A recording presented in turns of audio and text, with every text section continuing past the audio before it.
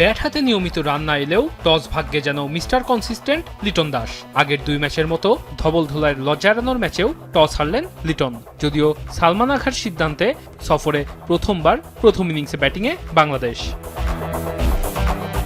গ্যালারির দর্শকরা আসনে ঠিকভাবে বসার আগেই প্রথম বলে 4 হাঁকিয়ে রানের খাতা খোলেন তানজিদ তামিম। সঙ্গীকে দেখে আরও ধ্বংসাত্মক পারভেজ হাসান ইমন।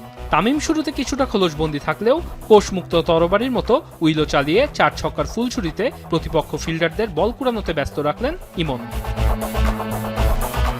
2 বাঁহাতির ব্যাটে চড়ে 10 ওভারেই 17 রান পেরোয় টাইগাররা। 50 থেকে মাত্র 8 রান দূরে থাকতে তামিম ফিরলে একাদশ ওভারে ঘটে ছন্দপতন। পরের ওভারেই প্রায় 200 স্ট্রাইক রেটে 66 রান করা ইমনও সঙ্গীর পথ ধরেন।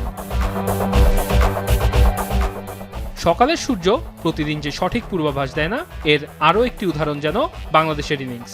মাঝে লিটন হৃদয় জাকেররা আগ্রাসনের সেই ধারা ধরে রাখতে পারেননি, যার ফলে একসময় 250 স্বপ্ন বোনা টাইগাররা থামে 196 রানেই। বাংলাদেশের এই পুঁজিতে প্রয়োজন ছিল শুরুতে পাকিস্তানের কিছু উইকেট তুলে নেয়া। ব্যক্তিগত 1 রানে সাহিবজাদা ফারহানকে ফিরিয়ে এমন কিছু ইঙ্গিতই দিয়েছিল দলটি, কিন্তু মোহাম্মদ হারিস নেমেই চিত্র পাল্টে দেন। আগের 2 ম্যাচে 0 ও 4 রান করা সাইম আইয়ুব এদিন শুরুতে কিছুটা ধুকেছেন। ধীরে ধীরে নিজেকে গুছিয়ে নিয়ে হারিসের সঙ্গে দারুণ জুটি গড়ে তোলেন তিনি। দ্বিতীয় উইকেটে 53 বলে 92 রানের জুটি করেন তারা। ব্যক্তিগত 45 রানে তানজিমের শিকার হন সাইম। যদিও হারিসের ব্যাটিংয়েই শেষ হয়ে যায় টাইগারদের আশা। শেষ পর্যন্ত ব্যাট করে এই ব্যাটার তুলে নিয়েছেন তার আন্তর্জাতিক ক্যারিয়ারের প্রথম সেঞ্চুরি। 46 বলের ইনিংসটি সাজান 8টি 4 ও 7টি ছক্কার সাহায্যে।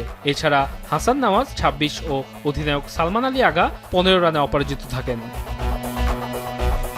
সবশেষ পাকিস্তান সফরে টেস্ট সিরিজে তাদের হোয়াইট ওয়াশ করেছিল বাংলাদেশ। এবার উল্টো হোয়াইট ওয়াশের লজ্জায় ডুবল দলটি। ওয়াসিল হক পান্থ, এখন।